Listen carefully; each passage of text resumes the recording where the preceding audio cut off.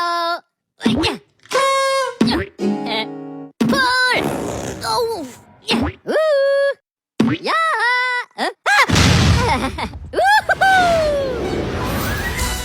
Assalamualaikum warahmatullahi wabarakatuh. Hello everyone, introducing from Group 7. The member is Askia and my partner are I'm Sophia. I'm Wai. I'm Tika. I'm Rias. here we will explain the context material. First, there is the meaning and characteristic that Tika will convey. The first ethnic tutorial context. The context is attached to a past event or someone's experience. Language features of the context. The first uses simple past tense. That is fruitful of verb. We talk about past event. Example: I went to church last year. Number 2, using personal participant. Example: I, we, my group, our time. Number 3, using chronological conjunction. Example: first, next, then, after that, finally. And last, using adverb of place and time. Example: adverb of time, in the morning, in the afternoon, at midnight. Example: adverb of place. Holiday, I went to do fun with my family. Second, there are types and objectives that will be conveyed. Why? Types of recontext. 1. Personal recontext. Personal recontext is a text that contains the written personal experience. 2. Factual recontext. Factual recontext is a text that contains events that really happened. For example, a report on scientific experiment history. 3. Imaginative recontext. Imaginative recontext is a type of recontext that contains imaginative stories that someone has experienced. Purpose of recontext. 1. Provide information. Recontext aims to provide information about a series of events or past personal experience to others. 2. Motivate. Recontext can also be used as material for self-reflection or motivation regarding a particular event or event. 3. Document the incident. Because recontext contains story about event and experience that have occurred in the past. So the author used it as a medium to document events that are considered important. 4. Entertain reader.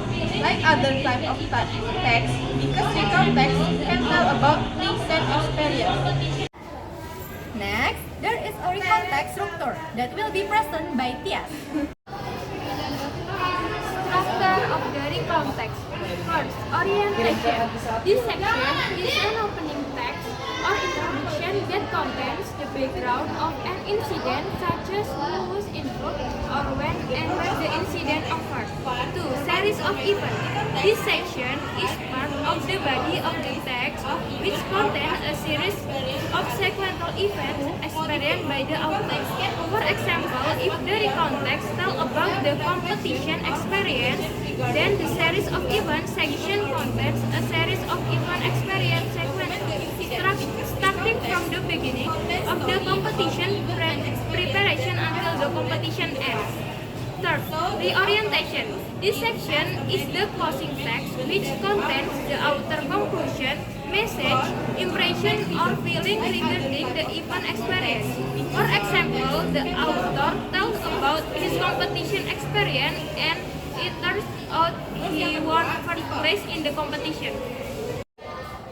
And finally, there is an example of recontext that will be read by Sophie. Okay, now I will give you an example of the context. The title is The Battle of Surabaya. On 10 November, Indonesia celebrates Hari Pahlawan or Heroes Day in remembrance of Battle of Surabaya, which started on that very date in the year 1945. The bloody battle took place because Indonesians refused to surrender their weaponry to British Army. British Army at that time was part of the Allied forces. The defiant Bung Tomo is the well-known revolutionary leader who played a very important role in this battle. It all started because of a misunderstanding between British troops in Jakarta and those in Surabaya under the command of Brigadier Malabi. Brigadier Malabi already had an agreement with Governor of East Java, Mr. Surya. The agreement stated that British would not ask Indonesian troops and militia to surrender their weapons. However, a British plane from Jakarta dropped leaflets all over Surabaya. The leaflets told Indonesians to do otherwise on 27 October 1945. This action angered the Indonesian troops and militia leaders because they felt betrayed. On 30 October 1945, Brigadier Malabi was killed as he was approaching the British troops posted near Jembatan Merah or Red Bridge, Surabaya. There were many reports about the death, but it was widely believed that the brigadier was murdered by Indonesian militia. Looking at the situation, Lieutenant General Sir Philip Christensen brought in reinforcements to Saget City. In the early morning of 10 November 1945, British troops began to advance into Surabaya with cover from both naval and air bombardment. Although the Indonesians defended the city heroically, the city was conquered within 3 days and the whole battle lasted for 3 weeks. In total, between 600 and 1600 Indonesians died while casualties on the British side about 600 to 2,000. The reorientation of this recontext is the Battle of Surabaya caused Indonesia to lose weaponry which hampered the country's independence struggle. However, the battle provoked Indonesian and international mass to rally for the country's independence, which made this battle especially important for Indonesian national revolution. Thank you. Okay, that was our material presentation for who want to provide question and info. We invite you. Lalu, permission to answer question from Najwa. What are the characteristics of the people of personality context? The main characteristic of personality context is that discussion in the story content, life or personal stories explained by oneself. Okay, here I will answer Kasia's questions that from the first language speakers.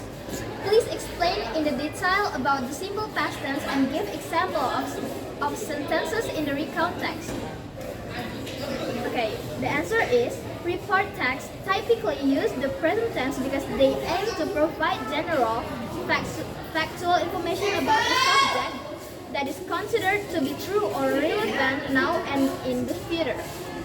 To give you a refresher, the present tense is used to describe actions, events, or situations that are happening now or general truth and facts and don't change all the time.